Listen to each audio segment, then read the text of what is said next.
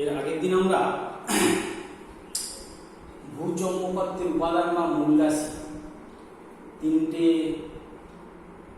রাশির কথা বলেছিলাম। একটা হচ্ছে বিনতি কোণ, অ্যাঙ্গেল অফ ডিপ, একটা হচ্ছে চ্যুতি কোণ, অ্যাঙ্গেল অফ ডিক্লাইনেশন, আর একটা হচ্ছে ভূচৌম্বক প্রাবল্যের ভূচৌম্বক প্রাবল্যের অনুভূমিক উপাংশ বা horizontal component of geomagnetic intensity. তো এখানে আমরা বিনতি কোণ বা অ্যাঙ্গেল অফ ডিপ নিয়ে আলোচনা করেছি এবং চ্যুতি কোণ, অ্যাঙ্গেল অফ ডিক্লাইনেশন নিয়েও আলোচনা করেছি। এখানে কালকে একটা ভূচুম্বক ক্ষেত্রের উপাদান লেখা হয়ে গেছিল। ওটা অ্যাকচুয়ালি হবে এলিমেন্টস অফ আর্থ ম্যাগনেটাইজেশন, বাংলাটা হবে ভূচুম্বকত্বের উপাদান বা মূল রাশি। ভূচুম্বক ক্ষেত্রের লেখা হয়ে গেছিল, ভুল করে ভূচুম্বক ক্ষেত্রের লেখা হয়েছিল। ওটা হবে ভূচুম্বকত্বের উপাদান বা মূল রাশি, আর এটা হবে ভূচৌম্বক প্রাবল্যের অনুভূমিক উপাংশ।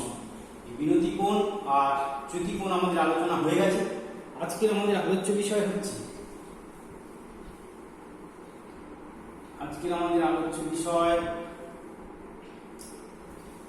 ভূচৌম্বক প্রাবল্যের অনুভূমিক উপাংশ, horizontal component of geomagnetic intensity. এখানে দেখো আমরা বলেছিলাম যে ভূচৌম্বক প্রাবল্য ধরে নিলাম আমরা আই, বা ভূচুম্বক প্রাবল্যকে আমরা আই দিয়ে ডিনোট করছি। তাহলে এখানে আমরা দুটো তল এনেছিলাম, A B C D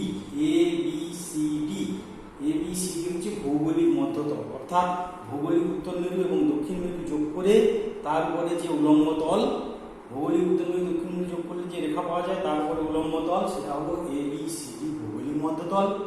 R busy JC এটা হচ্ছে চৌম্বক মধ্যতল, চৌম্বক উত্তর মেরু দক্ষিণ মেরু যোগ করে যে সরলরেখা পাওয়া যায় তারপর উলম্ব তল হচ্ছে ভৌগোলিক মধ্যতল, চৌম্বক মধ্যতল।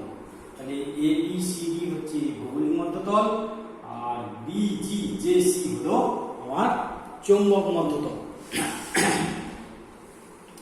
এবার আমরা ধরে নিচ্ছি আই সমান ভূচৌম্বক প্রাবল্য।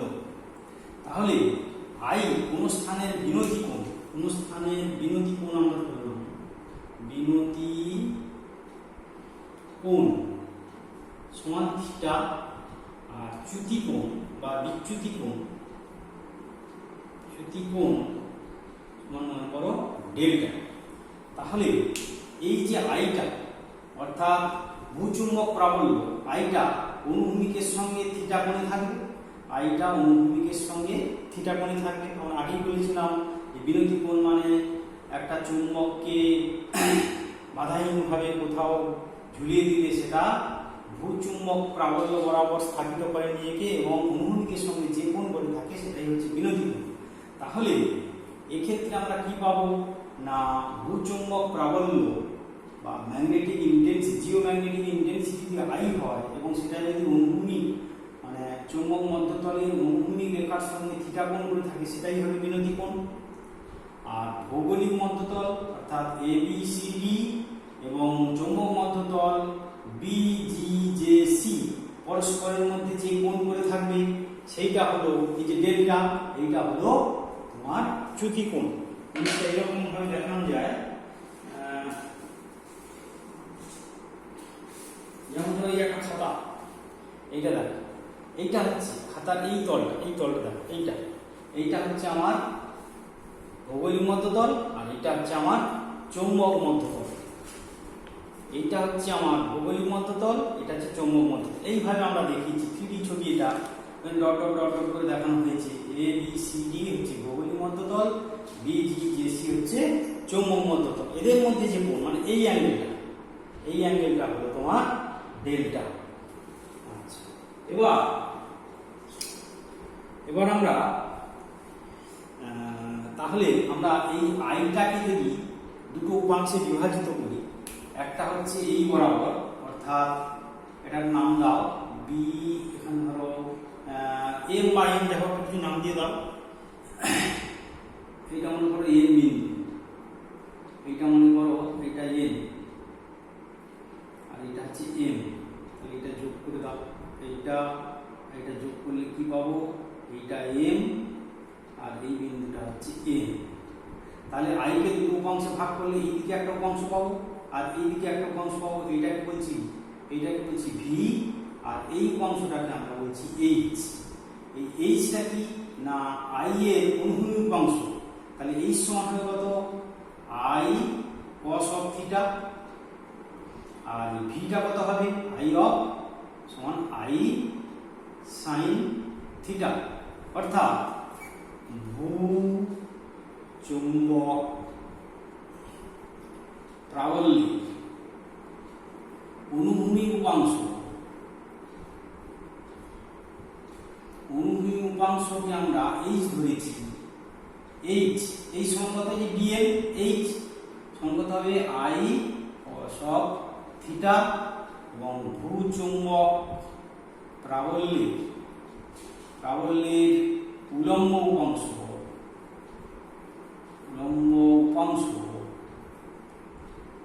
ভি সমান আই সাইন থিটা। দেখো আই এটা ভেক্টর, আই আর বি আর একটা ভেক্টর, বিএম আর ডিএম হচ্ছে দুটো উলম্ব উপাংশ। বিএম সমান হচ্ছে এইচ সমান আই কস থিটা, এবং উলম্ব উপাংশ ভি সমান হচ্ছে আই সাইন থিটা। তাহলে অনুভূমিক উপাংশ হলো H equal to I cos theta, আর উলম্ব উপাংশ হলো V equal to I sine theta. তার মানে আমরা এখান থেকে কি পাবো, অতএব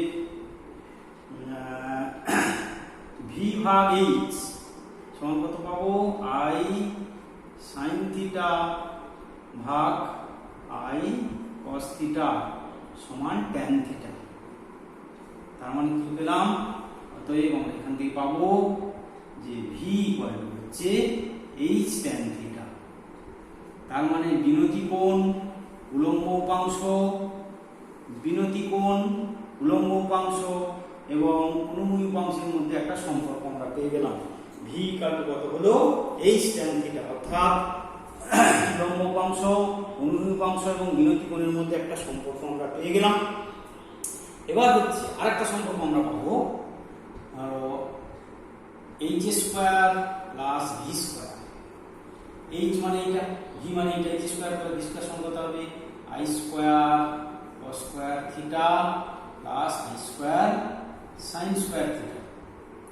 এইচ সমান আই কস থিটা, তাহলে I square cos theta. V সমান আই সাইন থিটা, এইচ সমান আই কস থিটা, কারণ I square cos theta. V সমান I sine theta, I square sine theta. তাহলে এখান থেকে হবে I square equal to cos square theta, I square into cos square theta plus sine square theta সমান হবে শুধু I square into 1, এখানে sine square theta plus cos square theta equal to 1। তার মানে এটা হচ্ছে আই। তাহলে এখান থেকে কি পাবো আমরা, তাহলে আই ইকুয়াল টু পাবো আই স্কোয়ার ইকুয়াল টু হবে H square plus V square, সেখান থেকে পাবো তাহলে সমান root over of H square plus V square, অর্থাৎ আই ইকুয়াল টু আমরা পাবো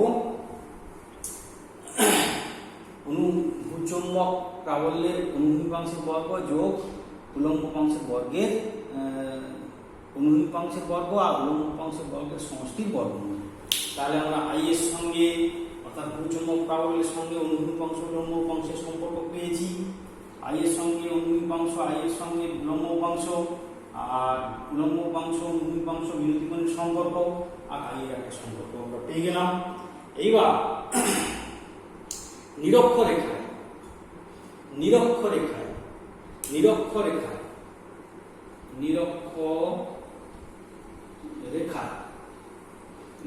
থিটা কত, 0, থিটা 0। তাহলে এইচ কত হবে, এইচ হবে হচ্ছে এইচ সমান হয়ে যাবে আই cos 0 1, এইচ সমান কত হয়ে যাবে আই, আর ভি সমান 0 হবে। ভি সমান কত হবে, নিরক্ষরেখায় ভি হবে 0, ভি সমান 0।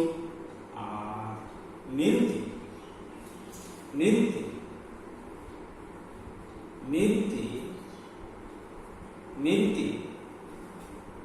থিটা সমান 90 ডিগ্রি। তাহলে সেক্ষেত্রে আমরা পাবো এইচ সমান কত হবে, এইচ সমান 0 হবে এবং ভি সমান আই হবে। অর্থাৎ নিরক্ষরেখায় উলম্ব অনুভূমিক উপাংশ আর চৌম্বক প্রাবল্য এবং চৌম্বক প্রাবল্য অনুভূমিক পরস্পর সমান। আর মেরুতে থিটা ইকুয়াল হচ্ছে 90 ডিগ্রি, থিটা ইকুয়াল হচ্ছে 90 ডিগ্রি মানে হচ্ছে বিনতি কোণ 90 ডিগ্রি, সেখানে এইচ ইকুয়াল টু 0 হবে এবং উলম্ব উপাংশ ভি ইকুয়াল টু আই হবে। এই হচ্ছে আমাদের সম্পর্ক। এবার আমরা দেখব যে যদি বলে যে কলকাতায়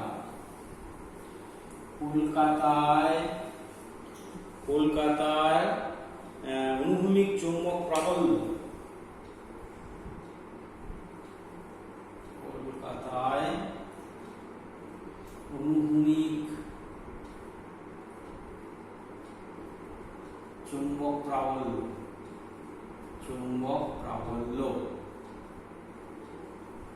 কলকাতায় মানে ভূচুম্বকত্বের অনুভূমিক চুম্বক প্রাবল্য, ভূচুম্বক প্রাবল্যের অনুভূমিক উপাংশ মানে অনুভূমিক চুম্বক প্রাবল্য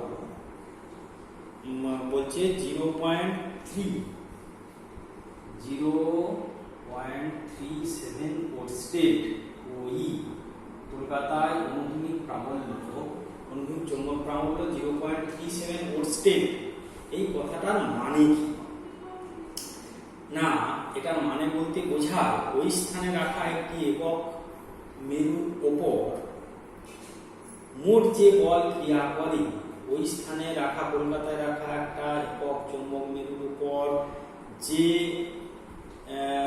বল ক্রিয়া করে চৌম্বক মধ্যতল বরাবর তার অনুভূমিক উপাংশ হবে 0.37 ডাইন।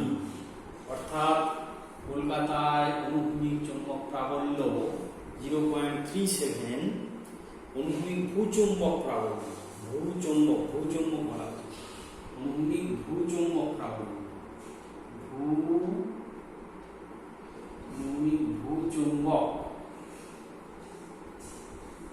ভূচৌম্বক প্রাবল্য 0.37 ওরস্টেড।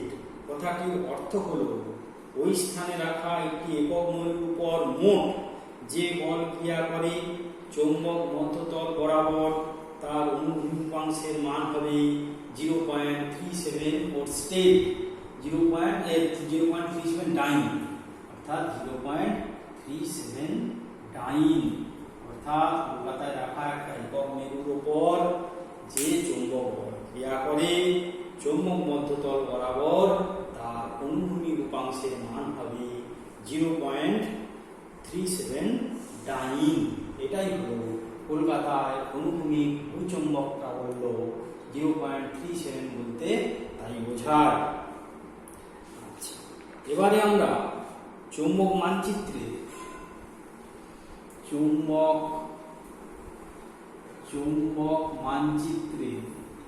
কতগুলো রাশি নিয়ে আলোচনা করব। চৌম্বক মানচিত্রে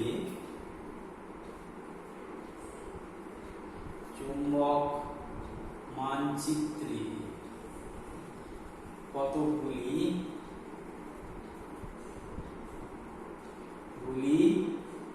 রেখা, চৌম্বক মানচিত্রে কতগুলি রেখা। এক নম্বর হচ্ছে সমবিনতি রেখা বা আইসোক্লিনিক লাইন।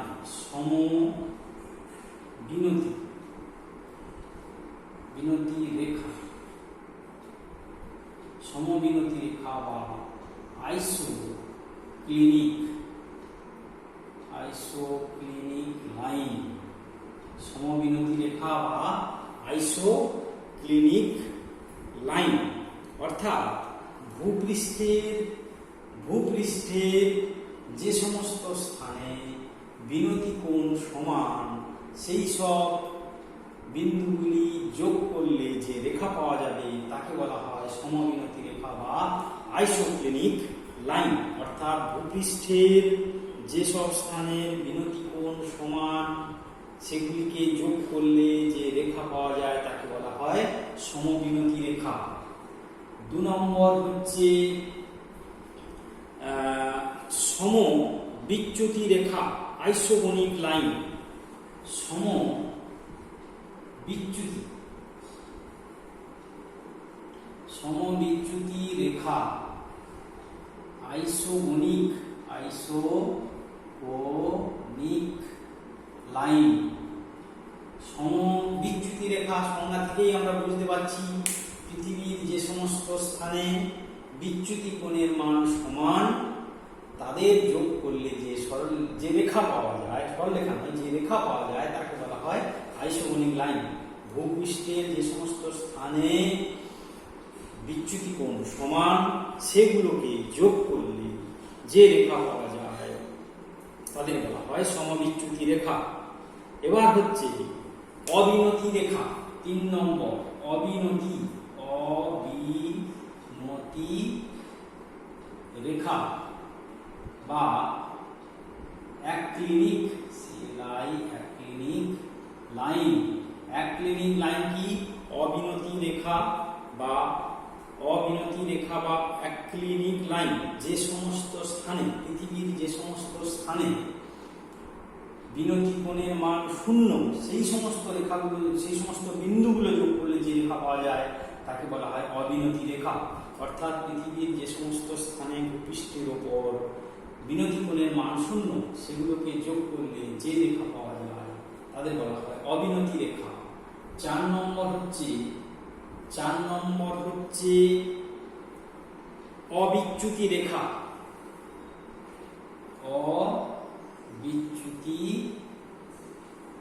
অবিচ্যুতি রেখা অর্থাৎ এগোনিক লাইনস।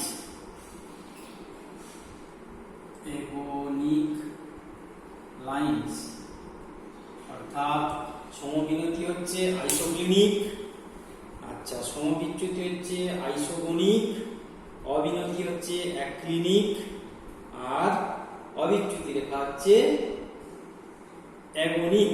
অর্থাৎ পৃথিবী পৃষ্ঠের উপর যে সমস্ত স্থানে বিচ্যুতি কোণের মান 0 তাদের সেই সব বিন্দুগুলিকে যোগ করলে যে রেখা পাওয়া যায় তাকে বলা হয় অবিচ্যুতি রেখা। অর্থাৎ পৃথিবীর যে সমস্ত স্থানে বিচ্যুতি কোণের মান 0 সেগুলোকে যোগ করলে যে রেখা পাওয়া যায় তাকে বলা হয় অবিচ্যুতি রেখা। এবার হচ্ছে সমানুভূমিক রেখা বা আইসোডাইনামিক লাইন। সমানুভূমিক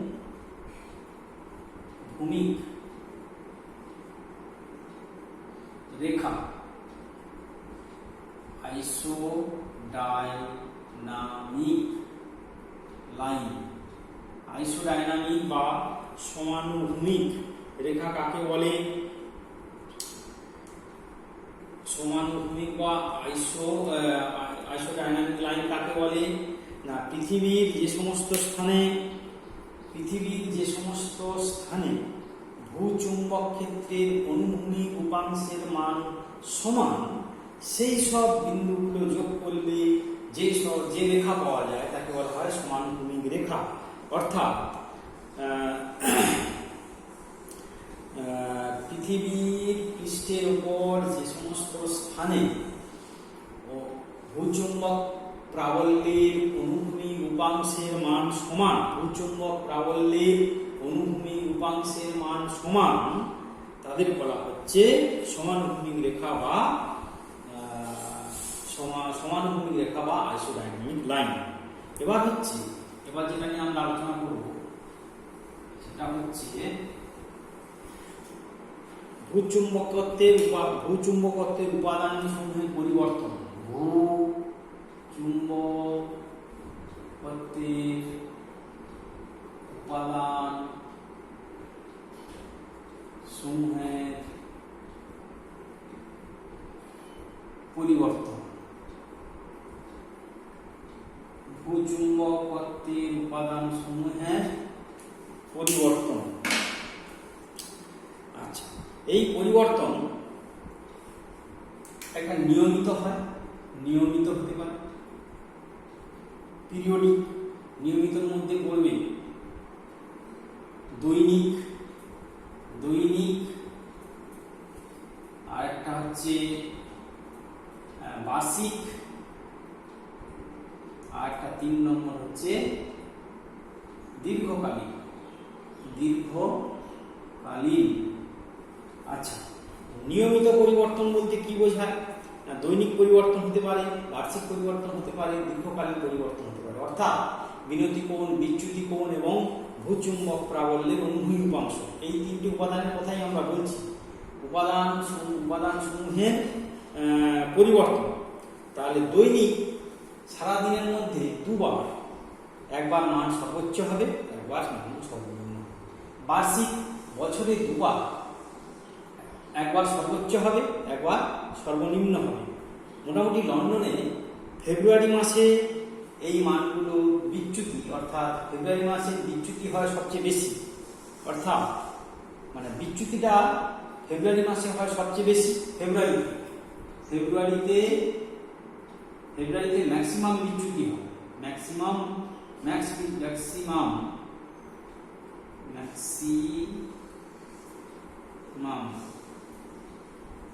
বিচ্যুতি হয়। আর আগস্টে মিনিমাম বিচ্যুতি, অর্থাৎ বছরে দুবার বিচ্যুতি সর্বোচ্চ, একটা সর্বনিম্ন সর্বোচ্চ হয়। ফেব্রুয়ারি মাসে বিচ্যুতি সর্বোচ্চ হয় এবং আগস্ট মাসে বিচ্যুতি সর্বনিম্ন হয়।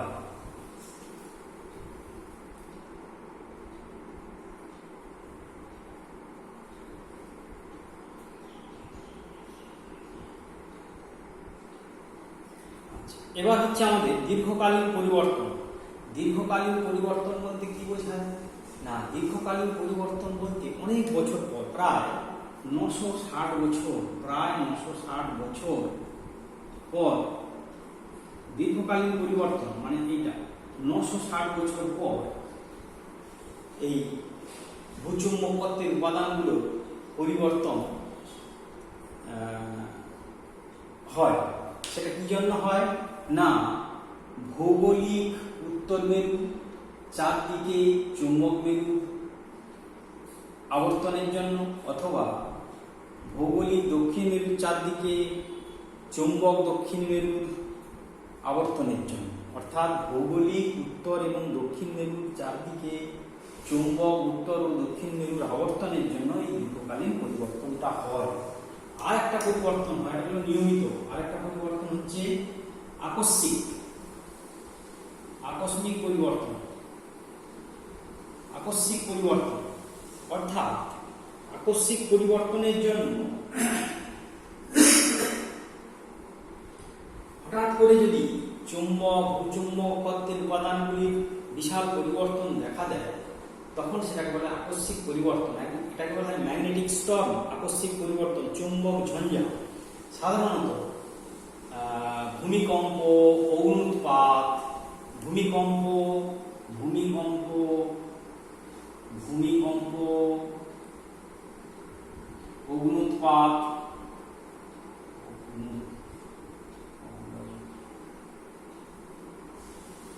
অগ্ন্যুৎপাত, সৌরঝড়, এই সমস্ত কারণে হঠাৎ করে সৌরঝড় এই সমস্ত কারণে ইত্যাদি, এই সমস্ত কারণে হঠাৎ করে প্রচুর পরিবর্তন দেখা যায় ভূচুম্বকত্বের উপাদান বা মূল রাশিগুলির মধ্যে। এটাকে বলা হয় আকস্মিক পরিবর্তন। এই আকস্মিক পরিবর্তনের সময় টেলিযোগাযোগ ব্যবস্থা কিন্তু কাজ করবে না। অর্থাৎ আকস্মিক পরিবর্তনের সময় টেলিযোগাযোগ, মোবাইল, এগুলো কোনো কিছুই কাজ করবে না। এটা হচ্ছে আকস্মিক পরিবর্তন, এটা হচ্ছে নিয়মিত পরিবর্তন। এরপরে অর্থাৎ ভূচুম্বকত্বের উপাদানগুলো এই ধরনের পরিবর্তন দেখা যায়। এবারে আমরা আলোচনা করব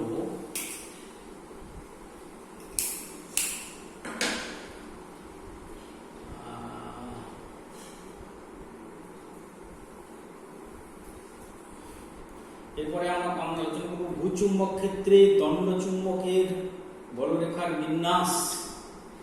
ভূচুম্বক ক্ষেত্রে ভূচুম্বক ক্ষেত্রে দণ্ড চুম্বকের বলরেখার বিন্যাস ও উদাসীন বিন্দু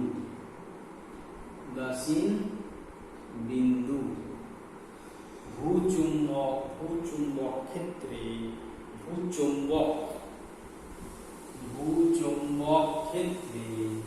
দণ্ড চুম্বকের বলরেখার বিন্যাস ও উদাসীন বিন্দু।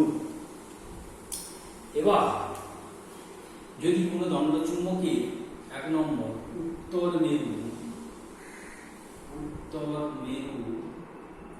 উত্তর মুখী রাখা হয়, কোনো উত্তর মেরু অর্থাৎ কোনো দণ্ড চুম্বকের উত্তর মেরু যদি উত্তরমুখী করে রাখা হয় তাহলে তার বলরেখার বিন্যাস কিরকম হবে, সেক্ষেত্রে উদাসীন বিন্দু বা কিরকম হবে। প্রথমেই বলি উদাসীন বিন্দু কাকে বলে। উদাসীন বিন্দুর ডেফিনিশনটা কি না, উদাসীন বিন্দু উত্তরমুখী রাখলে উদাসীন বিন্দু কাকে বলে না, 2 বা তার বেশি চুম্বক ক্ষেত্রের উপরিপাতের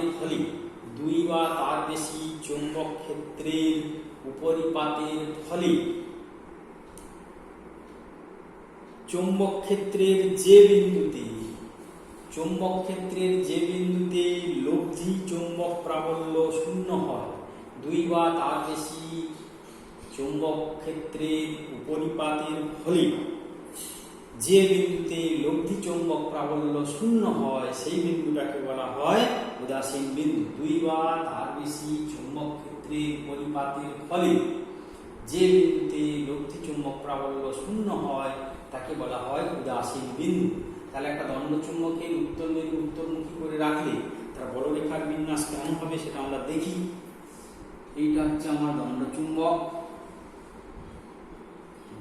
এইটা হচ্ছে আমার দণ্ড চুম্বক, এটা উত্তর মেরুকে উত্তরমুখী করে রেখেছি এইটা। তাহলে বলরেখাগুলো কিরকম বেরোবে, এরকম বেরিয়ে যাবে, উত্তর মেরু থেকে বলরেখাগুলো বেরোবে এইভাবে,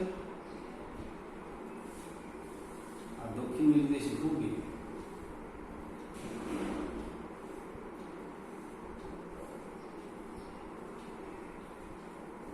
দক্ষিণ মেরুতে বলরেখাগুলো ঢুকবে। আর ভূচুম্বক প্রাবল্যের জন্য বলরেখাগুলো এরকম হবে।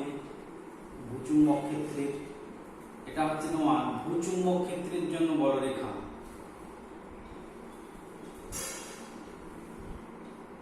এটা হচ্ছে ভূচুম্বক ক্ষেত্রের জন্য বলরেখা। এটা কি বলরেখা, ভূচুম্বক ক্ষেত্রের জন্য বলরেখা। আর এই বলরেখাটা হচ্ছে তোমার এই যে বলরেখাটা দণ্ড চুম্বকের জন্য বলরেখা। এই দুয়ে বলরেখার পরিপাতের ফলে এইরকম একটা জায়গা, দুপাশে দণ্ড চুম্বকের দুদিকে এইরকম একটা জায়গা চুম্বক প্রাবল্যের লব্ধি চুম্বক প্রাবল্যের মান শূন্য হবে। এটা কি বলা হচ্ছে উদাসীন বিন্দু। এটা যদি চুম্বকের মধ্যবিন্দু হয় তাহলে উদাসীন বিন্দু এইদিকে হবে, উদাসীন বিন্দু এইদিকে, অর্থাৎ লম্ব সমদ্বিখণ্ডকের উপর হচ্ছে। অর্থাৎ উত্তর মেরুকে উত্তরমুখী করে রাখলে দণ্ড চুম্বকের বলরেখা এবং ভূচুম্বক প্রাবল্যের বলরেখার জন্য উদাসীন বিন্দু হবে দণ্ড চুম্বকের লম্ব সমদ্বিখণ্ডকের উপর, অর্থাৎ উদাসীন বিষুব অবস্থানের উপর। দণ্ড চুম্বকের লম্ব সমদ্বিখণ্ডকের উপর অর্থাৎ বিষুব অবস্থানের উপর। যদি দণ্ড চুম্বকের জন্য প্রাবল্য F হয়, দণ্ড চুম্বকের জন্য প্রাবল্য F হয় এবং ভূচুম্বক প্রাবল্যের জন্য H হয়, তাহলে এই দুটো বিন্দুতে F সমান H হবে। Fটা কি, দণ্ড চুম্বকের জন্য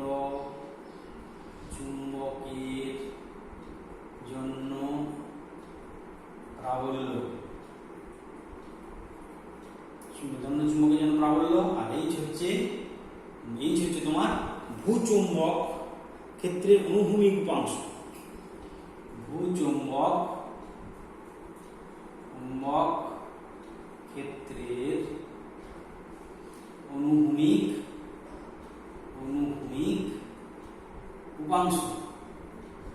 ভূচুম্বক ক্ষেত্রে অনুভূমিক উপাংশ আর দণ্ড চুম্বকের জন্য প্রাবল্য। দণ্ড চুম্বকের জন্য প্রাবল্য এবং ভূচুম্বকের জন্য প্রাবল্য, এই দুটো সমান হয়ে যায়। দণ্ড চুম্বকের প্রাবল্য এ, আর ভূচুম্বক ক্ষেত্রে অনুভূমিক উপাংশের জন্য ভূচুম্বক ক্ষেত্রের অনুভূমিক উপাংশের প্রাবল্য হচ্ছে এইচ। তাহলে এফ আর এইচ সমান হয়ে যাবে। তাহলে দণ্ড চুম্বকের ক্ষেত্রে এই এফটা কত হয় আমরা জানি, এটা সমান হয় 2 pm by root of r d square plus l square equal to h। এখানে কি না, pm টা হলো চুম্বক ভ্রামক, দণ্ড চুম্বকের চুম্বক ভ্রামক, d টা হচ্ছে চুম্বকের মধ্যবিন্দু থেকে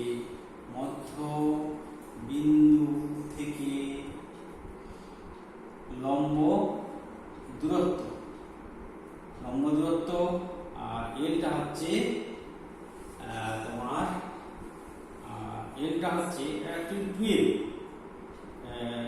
চুম্বক দৈর্ঘ্যের অর্ধেক।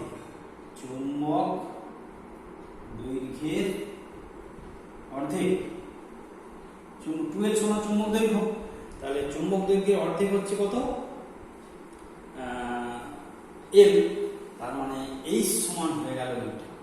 তার মানে আমরা ভালো করে লিখে পাবো, এখান থেকে আমরা যদি লিখি কি পাবো, এইচ সমান হয়ে যাচ্ছে 2 pm, একটা ডি হবে, sorry 2 pm d divided by root of r of d square plus l square, অর্থাৎ 2 এটা হচ্ছে বিষুব অবস্থান, ডি ঠিকই ছিল। বিষুব অবস্থানের ক্ষেত্রে ডিটা আসবে না, বিষুব অবস্থানের ক্ষেত্রে ডিটা আসবে না, এবং সেক্ষেত্রে টুটাও আসবে না। বিষুব অবস্থানটা অক্ষীয় অবস্থান লেখা হয়ে গেছে। এটা হবে pm by root of r d square plus l square whole to the power 3/2।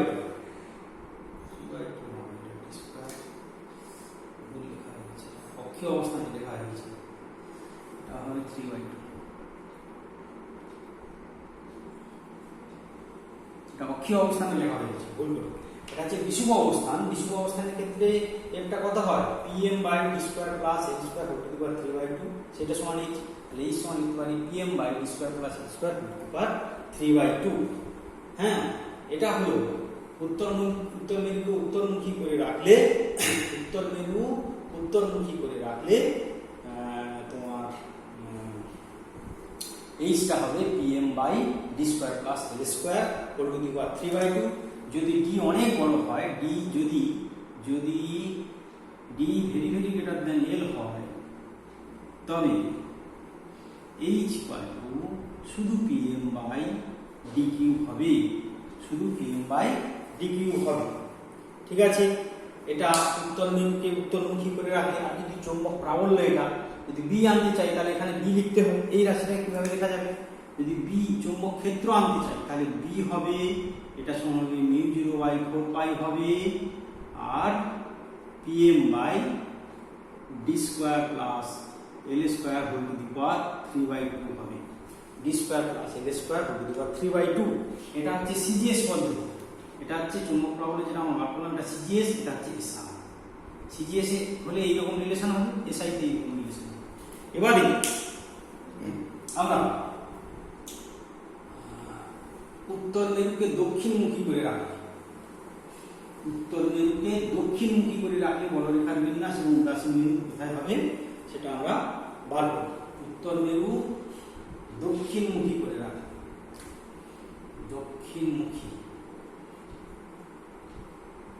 দক্ষিণমুখী রাখি, তার মানে এরকম করে আঁকবো।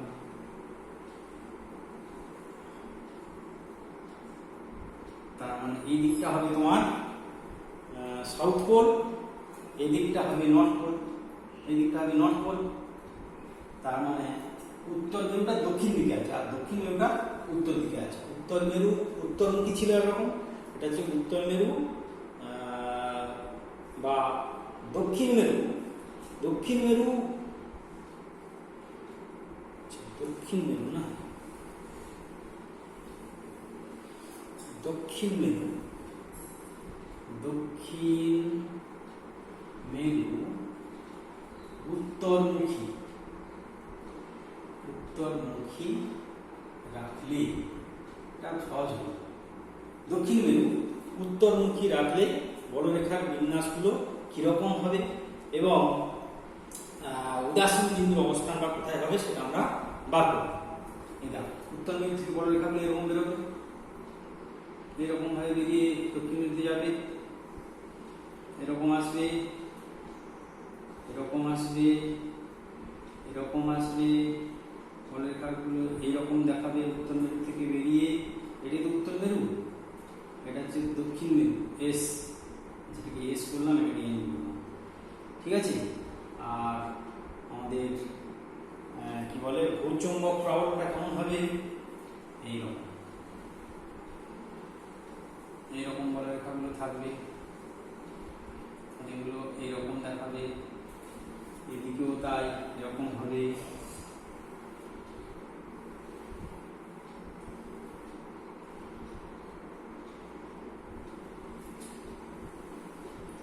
এই দুটো অর্থাৎ দণ্ডচুম্বকের প্রাবল্য আর ভূচুম্বক প্রাবল্যের উপাংশের জন্য কি হবে, ভূচুম্বক প্রাবল্যের জন্য কি হবে, এইরকম একটা জায়গায় উদাসীন বিন্দু পাওয়া যাবে, অর্থাৎ এইখানে লব্ধি চুম্বক প্রাবল্যের মান 0 হবে। অর্থাৎ দণ্ডচুম্বকের ক্ষেত্রে এটা হলো অক্ষীয় অবস্থান, অর্থাৎ অক্ষ বরাবর, দণ্ডচুম্বকের অক্ষ বরাবর। সেক্ষেত্রে যদি দণ্ডচুম্বকের প্রাবল্য এফ হয় আর তোমার ভূচুম্বক প্রাবল্য অনুভূমিক উপাংশ এইচ হয়, এফ হচ্ছে দণ্ডচুম্বকের প্রাবল্য, এফ সমান দণ্ড চুম্বকের প্রাবল্য, এইচ সমান হচ্ছে ভূচুম্বক প্রাবল্যের অনুভূমিক অনুভূমিক অনুভূমিক উপাংশ। তাহলে আমরা জানি এফ সমান কত হয় অক্ষীয় অবস্থানের ক্ষেত্রে 2pmd, এটা আমরা সিজিএস পদ্ধতিতে লিখছি, D square minus L square whole square, 2pmd D square minus L square whole square. তাহলে আমরা এখান থেকে লিখতে পারি অর্থাৎ এফ সমান এইচ, এইচ সমান লিখতে পারি 2pmd by D square minus L square whole square. এক্ষেত্রে পিএমটা হচ্ছে চৌম্বক ভ্রামক, এটা কি দণ্ডচুম্বকের চৌম্বক ভ্রামক, ডিটা হচ্ছে দূরত্ব মধ্যবিন্দু থেকে, মধ্যবিন্দু থেকে দূরত্ব, এটা হচ্ছে কি মধ্যবিন্দু থেকে দূরত্ব, চুম্বকের মধ্য বিন্দু থেকে দূরত্ব, এর হচ্ছে চুম্বক দৈর্ঘ্যের অর্ধেক, চুম্বক দৈর্ঘ্যের অর্ধেক, চুম্বক দৈর্ঘ্য 12 সমান চুম্বক দৈর্ঘ্য, এটা সিজিএস, এটা আমরা কি শিখলাম সিজিএস। যদি ডিটা অনেক বড় হয়, যদি D very very greater than L হয়, তবে এইচ কার্ভ কত হবে, শুধু 2pm বাই ডি কিউ। যদি ডিটা অর্থাৎ মধ্যবিন্দু থেকে চুম্বকের এই মধ্যবিন্দু ওর থেকে, মধ্যবিন্দু ওর থেকে এই বিন্দুটার দূরত্ব, এটা দূরত্ব এই পি বিন্দু দূরত্ব ওর থেকে এই উদাসীন বিন্দু দূরত্ব যদি ডি হয় এবং ডিটা চুম্বক দৈর্ঘ্যের চেয়ে অনেক বড় হয়, তখন 2pm বাই ডি কিউ হয়ে যাবে। এই জিনিসটা আমরা যখন এসআই পদ্ধতিতে লিখব, এইটা এইচটা, তখন এইচের জায়গায় লিখব এসআই পদ্ধতি বি সমান মিউ 0/4 পাই হয়ে যাবে, আর 2pm d by square minus L square whole square 2pm d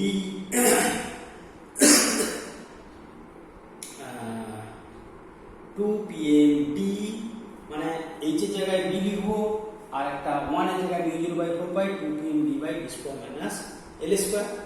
আর তোমার যদি ইয়ে হয় কি বলে d টা very very greater than l হয়, d very very greater than l হলে d সমান হয়ে যাবে μ0/4 পাই, এটা হয়ে যাবে 2pm by d cube 2pm by d cube. শুধু μ0 দিয়ে একটা μ0/4 দিয়ে একটা গুণ করে দিতে হবে। এটা হচ্ছে এসআই পদ্ধতি, এটা এগুলো হলো সিজিএস আর এটা হলো এসআই। এটা কি এসআই? এই হচ্ছে উত্তর মেরু উত্তরমুখী করে রাখলে একরকম বলরেখার বিন্যাস উদাসীন বিন্দুর অবস্থান, আর দক্ষিণ মেরু উত্তরমুখী করে রাখলে উদাসীন বিন্দুর অবস্থান এবং বলরেখার বিন্যাস আমরা দেখলাম। এখান থেকে ছোট অঙ্ক থাকবে, অঙ্কের সাহায্যে আমাদের উদাসীন বিন্দুর অবস্থান বার করতে পারবে, অর্থাৎ ডি এর মানটা আমাদের বার করতে পারবে। আর একটা জিনিস একটু আমরা বলে দিই, দুটো জিনিস একটু আছে, জাস্ট বলরেখার বিন্যাস কিরকম হবে সেটা একটু আমি বলছি।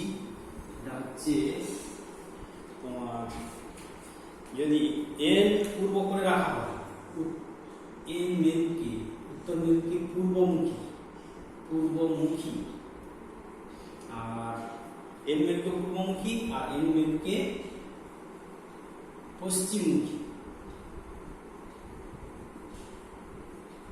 পশ্চিমমুখী রাখলে বলরেখার বিন্যাসটা কিরকম হবে? না এরকম, এটা এ এটা এস, এর ক্ষেত্রে কি হবে?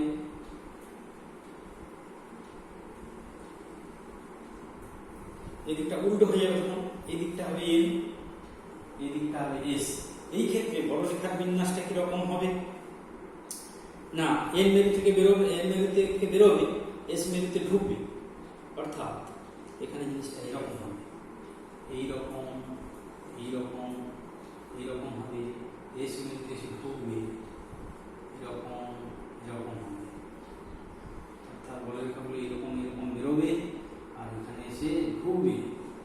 উদাসীন বিন্দুর অবস্থান হবে এইরকম একটা জায়গা, অর্থাৎ এই আর থিটা পজিশন যেটাকে আমরা বলেছিলাম, মধ্যবিন্দু থেকে যে কোনো পজিশন আর থিটা পজিশন এরকম একটা জায়গায় হবে। আর আমাদের চুম্বক ভূচুম্বক প্রাবল্যের বলরেখা তো থাকবেই, ভূচুম্বক প্রাবল্যের বলরেখা তো আমাদের থাকছেই, এরকম ভূচুম্বক প্রাবল্যের বলরেখা তো আমাদের থাকছেই, এটা তো আমাদের থাকছেই, তাহলে উদাসীন বিন্দুর অবস্থান এই দিকটাই হবে। আর যদি এটাকে উল্টো করে রাখা হয় তখন হয়ে যাবে, এটা ঘুরে যাবে, এটা এরকম হবে।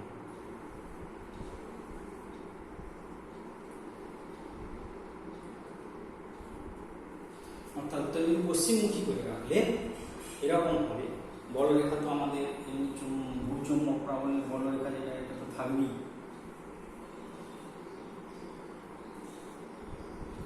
উদাসীন বিন্দু এরকম একটা জায়গা, অর্থাৎ আমরা কি দেখলাম না উত্তর মেরু পূর্বমুখী করে রাখলে এরকম হবে, বলরেখাগুলো আর থিটা পজিশন যে কোনো অবস্থানে হবে। আর উত্তর মেরুকে পশ্চিমমুখী করে রাখলে